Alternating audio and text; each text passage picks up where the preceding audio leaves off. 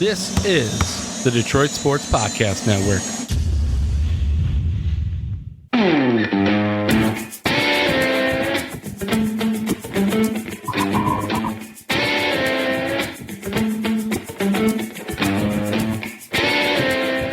Want to bet? Welcome in, everybody, to the latest edition of the Detroit Sports Podcast Gambling Podcast. I am the Doc, John Macaroon. Joining me, my boy Phil, had himself an interesting week of gambling, throwing out parlays on a Monday, throwing out parlays on a Wednesday, 50% on parlays, which is about right. I think it's fair. I appreciate you sharing with me your bets. I really do wish the 3-team NBA parlay with the added boost from DraftKings would have hit. It was fun, but I had a bad feeling because when I sent you the stats, I said, bro, it looks like, these assist numbers that you're kind of throwing out here don't look like they match up, but you gave the advice, threw a small amount on there. But hey, whenever you can win an NBA parlay on a Monday, taking OKC plus 10.5, Charlotte for the win, dealing with Houston, who had a bunch of injuries, I'll take it. So for me, I'm down just still over maybe $80 now from the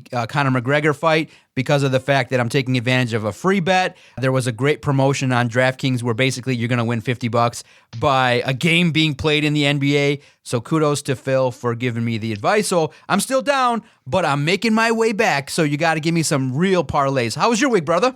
My week was pretty good. I'm at 800 right now for the week. So I was down to, what did I send you last week? 570. So I went on a little bit of a run this week, and I'm telling you, it's all the main game bets, man. I started thinking about a little more.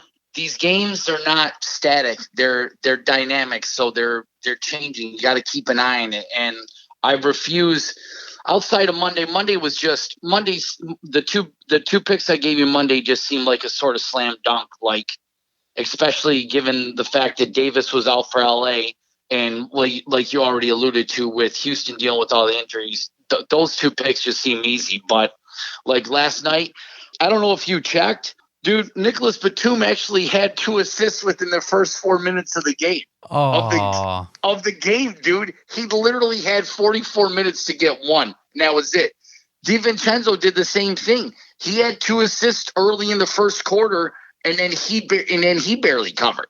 So, hey, props to Vegas for getting a little bit of my money on that, though. So, okay, so tell us about some of the in-game bets, and what do you mean? Because, like I said, a lot of people understand a lot of the terms, but some are still novices. What does it mean that the games are static and not dynamic, or whatever it is you described?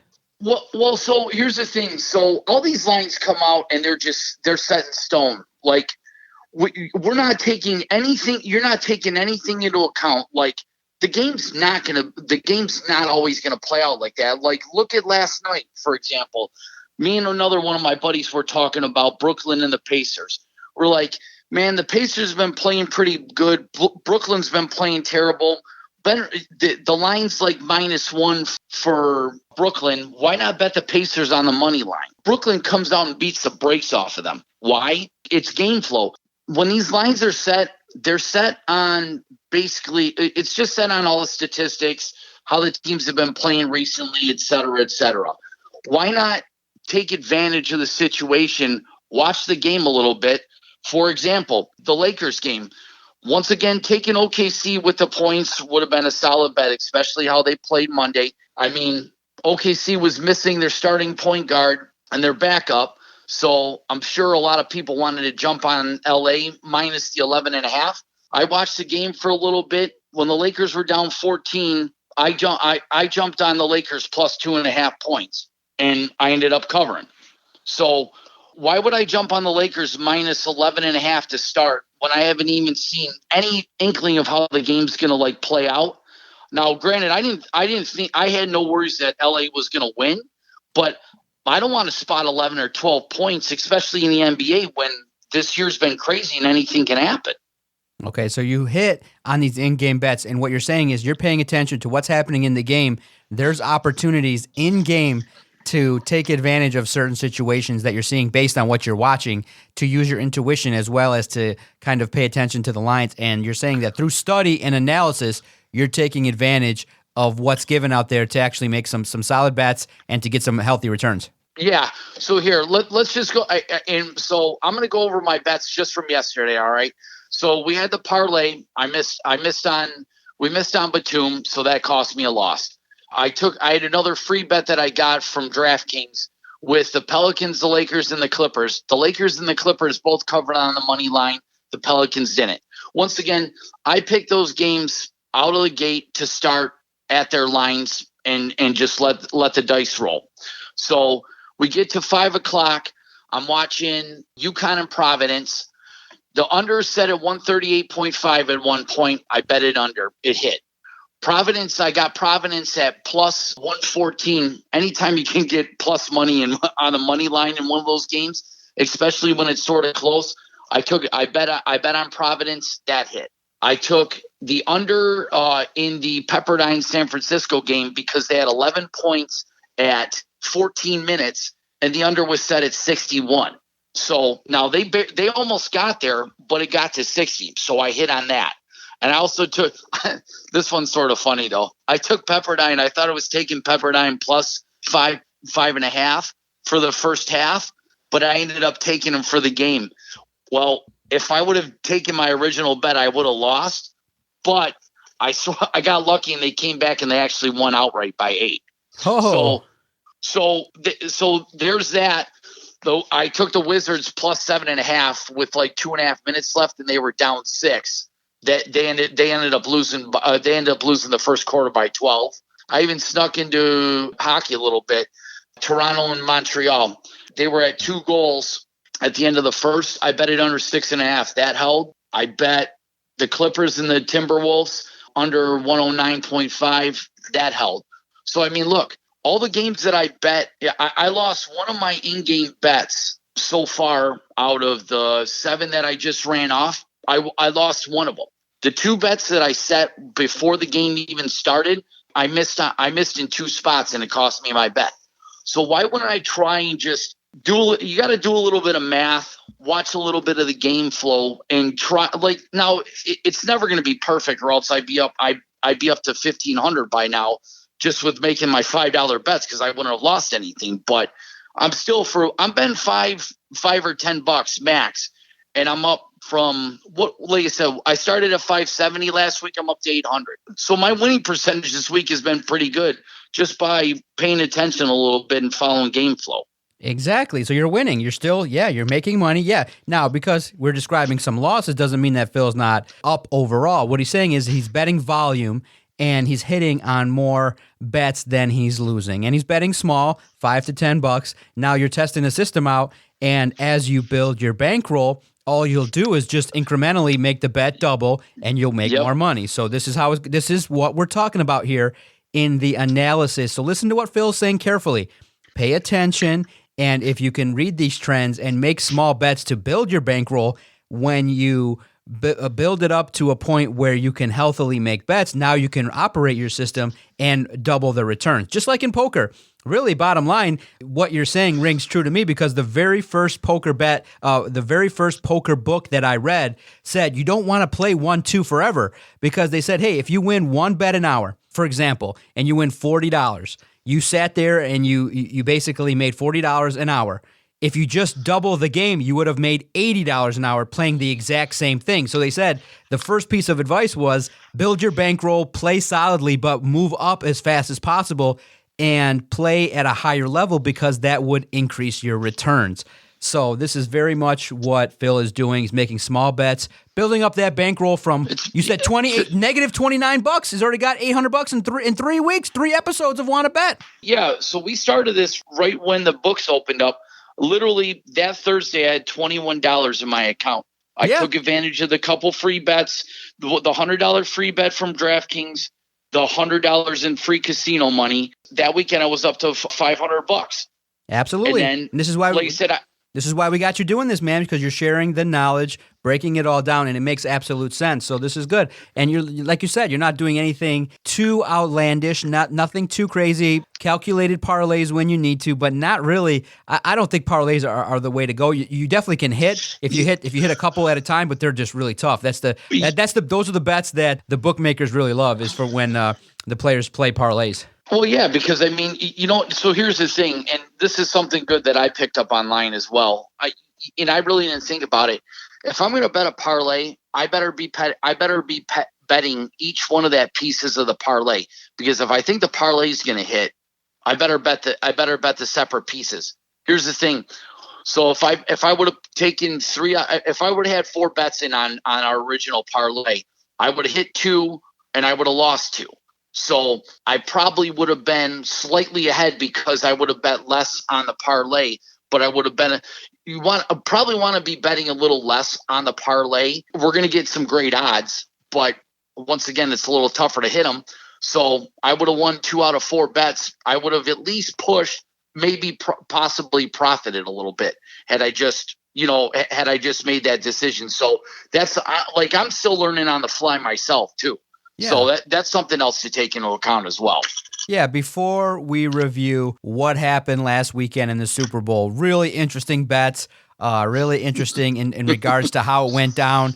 Definitely follow the money, baby. 2 huge bets of over $2 million went on the Bucs, so I definitely noticed that. So we'll talk about that. But what are you interested in at this point in time this weekend? Anything in the future? Now, for me, I'm not making a bet until I recoup that $50 on the 14th. Hammer the over. The over's at 0 in an NBA game, I think, so I'm guaranteed to win. So I'll definitely be curious as to what you're betting, but I'm not going to lay a wager down until I get my $50.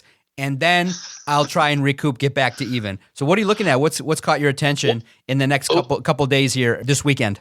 The UFC. I'm looking at Usman. There's an odds boost on him. I'm going to take a little further look at him versus Burns, that matchup. But they're giving an odds boost for Usman to win the fight. I think they get it. You get it at plus 258, and like the max you can bet is $25. Usman's outside of his last fight, like Usman's been a pretty scary dude, man. He's been pretty efficient. So I'm going to take a look at that, and that might be something that I'm looking at. I got to look at the rest of the schedule for this weekend. I've been a little busy. It's it's the anniversary, spending time with the wife earlier today, and we got some things going on. So I gotta take a look tomorrow and see what's going on with everything.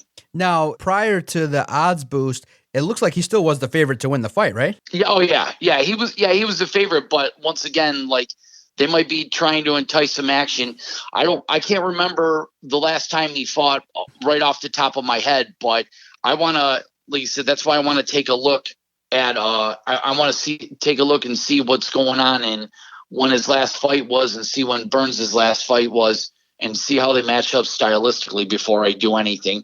That once again, I mean, if I do anything on that, I might take advantage, and if it looks good enough, I might bet the full 25 on Usman with the boost. But if not, I'll probably throw $5 or $10 on it either way to see, just to try and take advantage of the boost a little bit. Okay. For those of you listening, you can get Wanna Bet and download it each and every Friday by going to everywhere that you listen to your favorite podcast. Look for Detroit Sports Podcast, and when you hit that subscribe button, our daily content will find you. We break down Michigan. We break down all Detroit sports. Daily content all over the board here at the Detroit Sports Podcast Network, and really we appreciate those that are new to listening to Wanna Bet, taking the journey with Phil. Like I said, we underestimated our goals here. We wanted him to be at $1,000 like by episode 50, and he is already doing it within a month, so this is really, really good.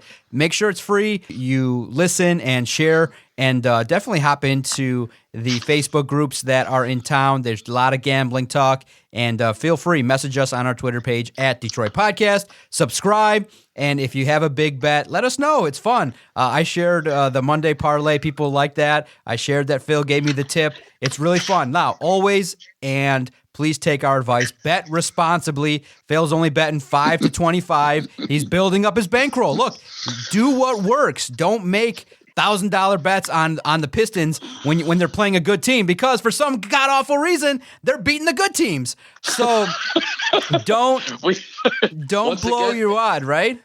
Yeah, you know what's funny? When the Pistons were up about 14, I actually jumped in and I bet them minus the 4 because the way Brooklyn's been playing without KD, it just seems to me that Harden and Kyrie, they're not going to be able to get it done without him there. Now, once again, they just blew the doors off of Indiana last night, but they've been playing pretty poorly up until that point. So I felt a little confident that Pistons could cover 4 there. So pay attention when the Wings and Pistons play on the same night. You do have an opportunity maybe to parlay and have them both lose, but it's interesting as the season progresses. Now the Pistons made the trade, shipping off Derrick Rose. They're playing a lot. They're playing a younger lineup in trying to see what they got. So Pistons might be an easier bet than the Wings, because they're always up and down. So pay attention to the NBA as it does fluctuate. Really interesting stuff there too in regards to the in-game bets. All right, how'd you do on the Super Bowl? What bets did you make?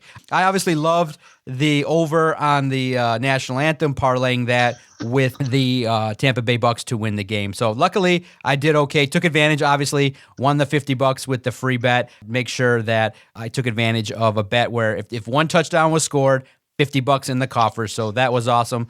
Man, it was the gut. It was really weird too, because I predicted on our SI All Lions site, I predicted the Bucks, but the lure of a superstar, the lure of Patrick Mahomes. But thankfully, I think when people break it down, a superstar can have an influence on a game, but there's other factors that I think you always got to pay attention to in these games.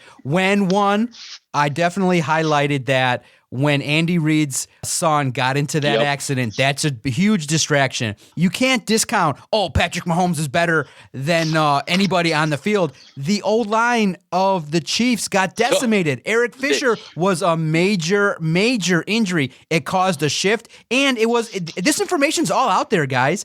It's all reported. Every inch of movement in gambling is looked at and is explored. All you got to do is Google trends, betting trends. They explore like what percentage of bets is going where. A lot of money came in on the Bucks late. Why? Because of the fact that the Chiefs came in a little bit in disarray. Now, did people think it was going to be a blowout? No. But if you did it properly and you hedged, you probably could have did really well by betting the Buccaneers, because the entire narrative going into it was, can you really bet against Tom Brady? And the answer was no. Dude's the GOAT, and they blew him out. Now, the over-under, I felt bad for a lot of people, because a lot of people were predicting 35-31. I predicted 31-28. I'm thankful I avoided it. I just think the over-under bets are the hardest one to really, really hone in on, because certain things will affect that greatly. Nobody thought that the Chiefs were going to drop 9 points in a game. How'd you make out, and what'd you think of the betting action on the Super Bowl, boss? Well, what I was talking about earlier, I jumped immediately. I took advantage of one of my free bets, and I put 50 on the over. I'm like, that was 2 weeks ago. Yep, I didn't even think about it. I'm like, that's a slam dunk. It's going to go over. Once again, had I waited till this week, I probably would have made a little bit of I would have taken a little bit of a different look, because Tampa Bay's defense, once again, they didn't get as much credit for their defense is pretty good. So when you take out a couple key players on the offensive line, that definitely is going to make the game a lot more interesting, and it turned out to be the case. So I lost it. Unfortunately, I was trying to wait to get some bets in, but DraftKings, every one of the apps faced some issues right around kickoff time, and they were down for an hour, so I really couldn't get in and bet anything. So I made a couple bets. I took a bet for the Chiefs to plus 7.5 in the second quarter, and Tampa Bay went down and scored that second touchdown, so I lost that, and that was it. Like I said, I wasn't feeling it. Especially the way the game flow was, I was not feeling like betting anything. It just, the game was, now if you're a Tampa Bay fan, the game was awesome, but if you really watch the NFL, it was not a good game. So I just did not feel comfortable wagering on anything in that game at all. Yeah, it was tough, man. It was tough to watch. It was one of the lowest rated Super Bowls, I think, since the Detroit Super Bowl. That's how much a bad game kills everything. Everything that went down with that game was just really bad. How'd you experience the game? Did you sit through it? The commercials sucked. The halftime show, I wasn't emotionally attached either way, but I think they could have did better than a pop star. Well, you know what I mean, and there's been a lot of like articles on that too. But he was trying to set up a dynamic, so that was really weird. I mean, I get where he was going with it, but it was still like it was a different experience. So you have to be into his music, number one, and then like you had to like want to follow the narrative that he tried to set up. But it was a little awkward, but that's about it. Yeah, so it was one of those things where you definitely made out if you took the Bucks. Poor Chiefs fans, you feel bad that they got blown out, but it's a great lesson for Patrick Mahomes. I think this could definitely be the motivating factor for him right away. Do you think it was fair or foul that the Chiefs were right away set as the betting favorite for 2021 to be the betting favorite to win it all? I don't see why not. I mean, you know what? Can we really say that game wouldn't have been different had their O-line been healthy? It's completely possible. I mean, some of the plays that Mahomes was able to make, and he was like basically scrambling for his life the whole time. How can you throw the ball 35 yards in the air, generating no momentum, just pure arm strength? He's basically parallel to the ground, and he flings the ball 35 yards down the field. Had he had a little more time, now, I'm not taking nothing away from Tampa Bay, because Tampa Bay did an amazing job of shutting Tyreek Hill down. No one can stop Kelsey. Kelsey had a great game, but I mean, that's what he does.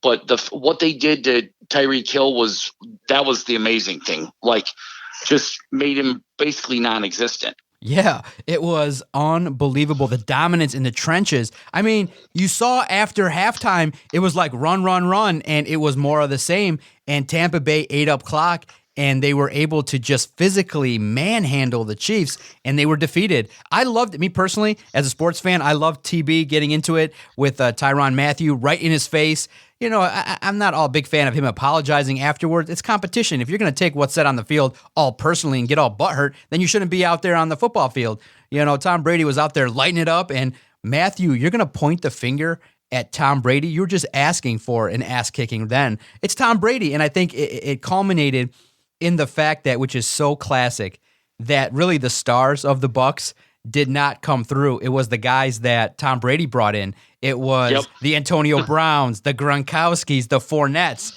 It was the guys that followed and trailed the Bucs' best player that showed up in the big dance. And it just goes to show you, if you got a legend quarterback, you can turn it around just that fast. I mean, I thought Mike Evans would play a lot better. I thought that, potentially speaking, and Godwin would have done a lot more. But they got themselves a title, man. Good stuff.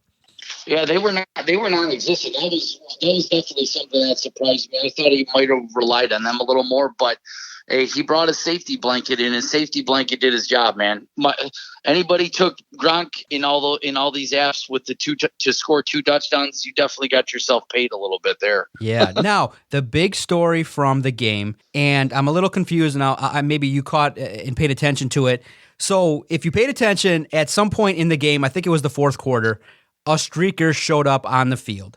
And it was hilarious because he got himself broadcast. You get to hear announcers like Kevin Harlan, who are legendary. They come out and they do the play-by-play. Dude was flaunting a little bit less clothes than any American heterosexual male wanted to see, but that's here nor there. He interrupts the game. Now, dude then does the media circuit and starts chirping. And what he says is he noticed that there was a major gambling site that had huge odds that a streaker would show up on the field. So he had all his friends and had everybody that he knew sign up for an account and bet that a streaker would show up on the field. And he had to pay a fine somewhere in the neighborhood, I think, of $1,000 to $5,000. But he said that based on the net results, that he garnered well over $300,000 profit on this venture. Now, I need to know from you, if you're a book and you see this guy chirping, I understand you can limit his access to it, but they're not going to know which of his friends opened the account, and they just making a friendly arrangement. Hey, you bet 5K, you bet 5K, you bet 5K. How are they logistically going to shut every streaker bet down without causing a huge problem? Do they eat it, or is there a way in which they'll investigate this? Does this dude actually, did he game the system in the best way possible, or did he open his big fat mouth and cost himself money? Well, so it's funny you say that.